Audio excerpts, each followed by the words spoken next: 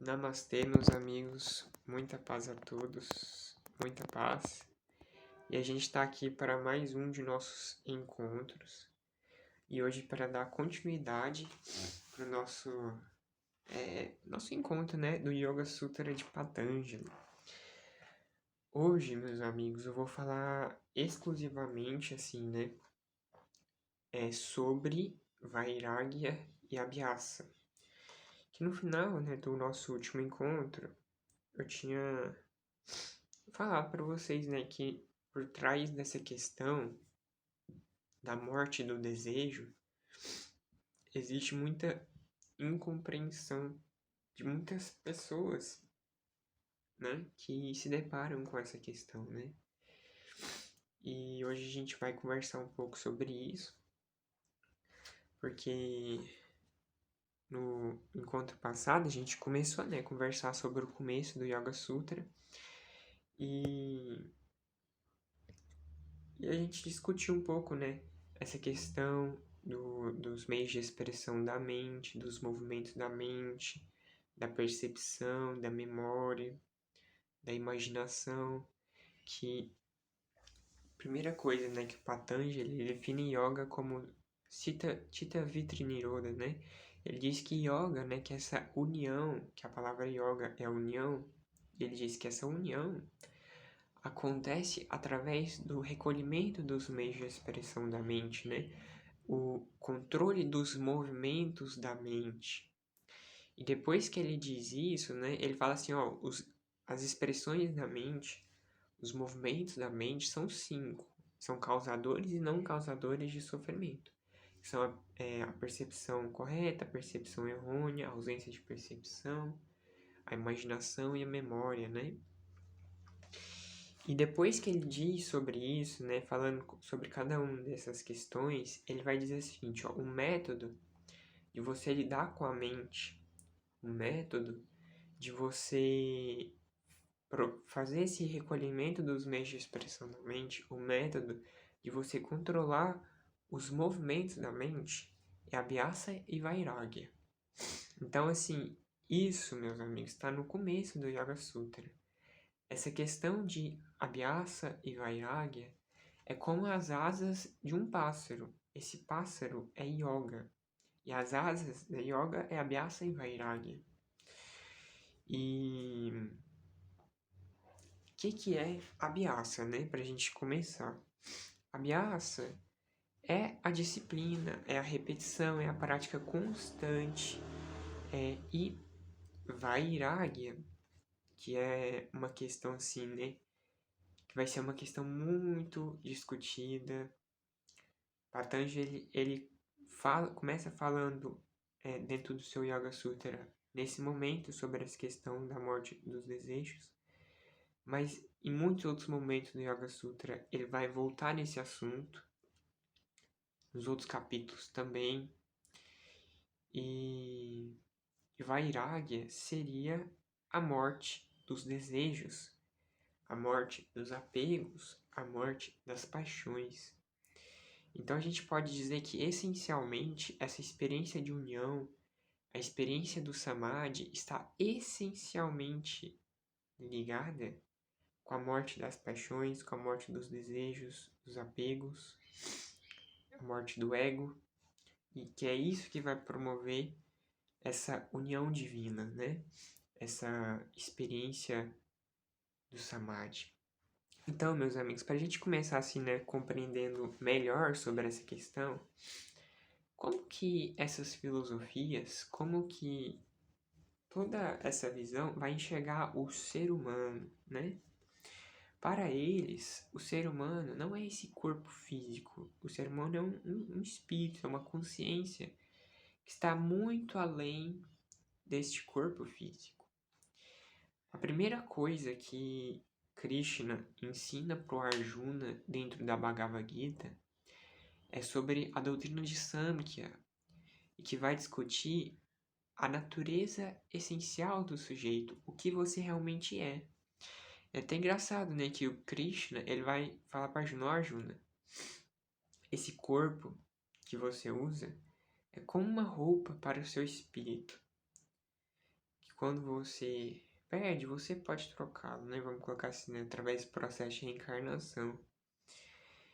Ele vai dizer pro Arjuna, né? E nessa visão também na doutrina islâmica, que a sua natureza, aquilo que você realmente é uma natureza completa por si mesmo. É a própria felicidade, é o próprio êxtase. Então, quando a gente encarna, né? Um processo de reencarnação, de encarnação, a gente se torna um ignorante de nossa própria natureza. A gente não conhece aquilo que a gente é. E dentro dessas filosofias, meus amigos, a gente diz que a maior ignorância que um ser pode carregar é a ignorância de si mesmo, é a ignorância de sua própria natureza, daquilo que você realmente é. Porque a sua natureza é uma natureza, é a própria plenitude, é a própria, está completa por si mesmo. Isso que vai envolver todo o processo de autorrealização, né? Do indivíduo que se realizou em si mesmo, o autorrealizado. E já começa nesse princípio que eu estou conversando com vocês. A forma como vai encarar o que você é, a sua natureza, já é diferente. E o que acontece, dando continuidade para o que eu ia falando? Quando a gente encarna, a gente se torna um ignorante de nós mesmos. E toda essa cultura que nos envolve é uma cultura que nasce, vamos colocar assim, né, da ignorância, que nasce das trevas. Veja bem, o certo de uma cultura pode ser errado de outra cultura. O Deus de uma cultura pode ser o demônio de outra cultura e assim por diante. São verdades culturais que vão surgindo no meio da ignorância.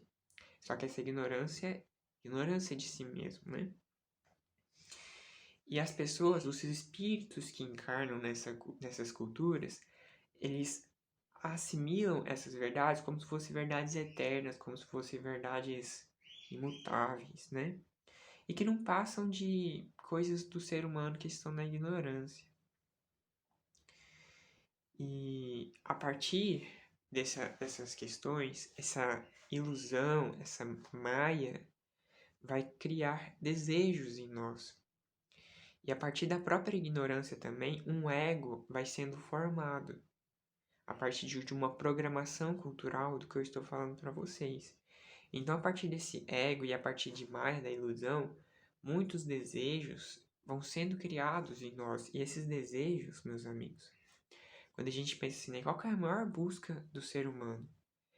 E quando a gente vai analisar qual que é a maior busca de um ser humano, é a busca pela felicidade, é a busca pela paz, pelo prazer e tudo mais. Porque quando a gente pensa assim, a pessoa pode desejar um carro, pode desejar uma mulher ou um homem, uma casa, uma viagem, mas todos esses objetos do desejo são para você conquistar uma certa felicidade. Quando você possuir, aí eu vou ser feliz. Quando eu viajar, nossa, aí eu vou ser feliz.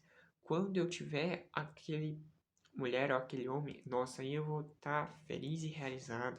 Quando eu comprar um carro, nossa, eu vou ficar muito feliz. Então a gente desloca a nossa felicidade para o externo, para o fora. E por isso que a gente deseja. E a gente deseja porque aquilo a gente vai trazer felicidade para a gente acredita. E a gente se apega porque a gente acredita que a nossa felicidade está nisso. E a gente não pode perder.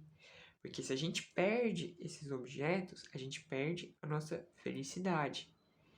Então vocês percebem como tudo vai sendo construído em nós e como o desejo vai sendo construído em nós? Só que essas filosofias, meus amigos, vão dizer o seguinte: a sua natureza, aquilo que você é de verdade, é a própria felicidade. Você não precisa ter felicidade porque a sua natureza é a felicidade. A sua natureza é a Ananda, é a bem-aventurança. A sua natureza é o próprio êxtase. E por isso que aí começa o mistério, né, que envolve a morte dos desejos. A gente está discutindo a Yoga Sutra, né, que é essa questão da Vairagya. Mas dentro da Bhagavad Gita, Krishna ele vai discutir muito isso com Arjuna, porque quando ele fala da natureza humana para o Arjuna, ele fala como que você pode revelar esse conhecimento de si mesmo. E o método também é esse, é a morte das paixões, essencialmente, né? A morte dos desejos. Esse estado de não desejo, ele vai revelar coisas de nós mesmos que estão lá dentro. Só que aí o Arjuna ele fica muito confuso, né? Ele falou assim, ó, Krishna, você tá falando que eu tenho que renunciar a essas questões, né? Só que Arjuna acha que essa renúncia é uma estagnação, você vai deixar de agir, né? Você deixaria de agir, uma pessoa que não deseja, uma pessoa que não age, que não busca coisas, né? Vamos colocar assim. Só que a Krishna vai falar, ó, Arjuna, ninguém vai deixar de agir, nem aquele que transcendeu os desejos tem como deixar de agir. A questão é que essa pessoa vai agir diferente. Como o centro está em si mesmo, como ela percebe que a felicidade está em si mesmo, ela vai se tornar uma pessoa desapegada aos frutos da ação. Porque ela sabe que os resultados da ação, a sua felicidade não estão nos resultados da ação, não estão nos frutos da ação. Porque a sua felicidade está em si mesmo. Então essa pessoa, ela passa a agir diferente, ela age desapegada, ela passa a ver a vitória da mesma forma que ela vê a derrota. Ela vê com os mesmos olhos os opostos, porque ela está em paz. A sua felicidade, ela não depende da vitória nem da derrota, porque está em si mesma. E essa pessoa, além dela agir desapegada, ela passa a não agir em função do seu ego, em função do poder, né? Ela age em função de um bem maior, né? Então, e Krishna, ele vai discutir isso com Arjuna muito, sabe? Os primeiros capítulos é todo discutindo sobre essa questão da ação, da morte do desejo, desapego. É muita coisa que Krishna conversa com Arjuna sobre isso, né? E quando a gente pega outras filosofias, né, como o taoísmo, nossa, o taoísmo é muito isso também, né?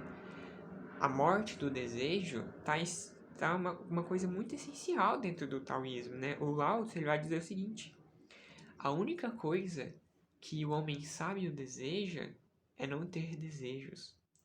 Que aquele que não tem desejos encontra paz. E aquele que está em paz está em harmonia com o tal, né? Em harmonia com toda essa ordem maior. Exatamente, meus amigos, porque essas filosofias, elas vão enxergar a natureza humana diferente.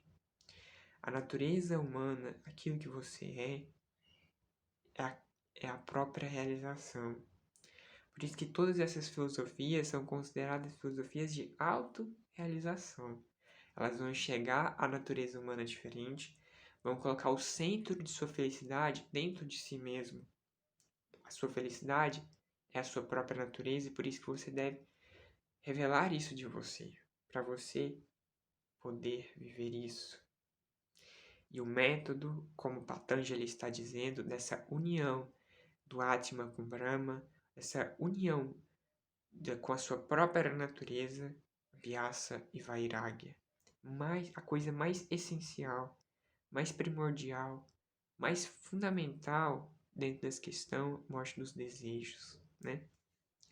Eu vou ler um dos ensinamentos de um mestre indiano, né, conhecido como Trailanga Swami, onde ele fala dessa questão. É bem sucinto, simples, né? Ele diz o seguinte: ele descreve a escravidão como apego ao mundo e a libertação como renúncia ao mundo e absorção em Deus. Ele diz que depois que atingir o estado de ausência de desejos, este mundo é transformado em céu e a pessoa pode ser liberta do samsara por meio do conhecimento espiritual, que é revelado através desse estado de consciência. E uma pessoa pobre, uma pessoa gananciosa, com muitas paixões e apegos. Uma pessoa rica, que é uma pessoa contente e sem desejos, né? E sem desejos, meus amigos, não significa, como eu falei, não é um estado de estagnação. O não desejo significa que a sua felicidade está em si mesmo. E por isso que ele não deseja. Ele não deseja porque tudo que ele realmente procura está em si mesmo.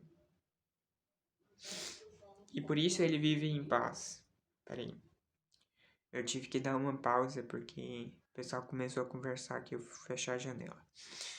Então, meus amigos, o próprio Satya Sai Baba, né, também tem uma história. A pessoa chega para ele, pergunta assim, ó, Baba, eu quero a paz, procura a paz, né? Ele falou assim, é muito simples. É só você tirar o eu e tirar o quero que você tenha a paz. O quero é o desejo, né, meus amigos? E o eu é o ego. Então, assim, meus amigos, a morte do desejo, ela tá intimamente ligada com a paz. Com a paz e com o encontro de si mesmo, o encontro de sua própria natureza. Porque toda essa questão, né, que envolve isso, né, meus amigos, eu tô falando isso com vocês desde o começo.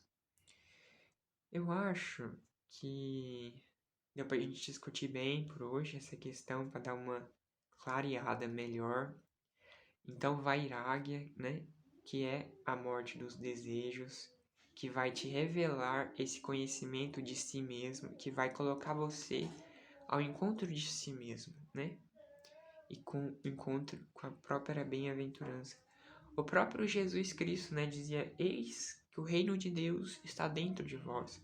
Então, mas todas essas filosofias vão chegar ao ser humano diferente e vão lidar com isso de forma diferente como a gente está acostumado no Ocidente. No mais, meus amigos, é isso. Eu vou finalizar por aqui e até mais no próximo encontro. Muita paz a todos.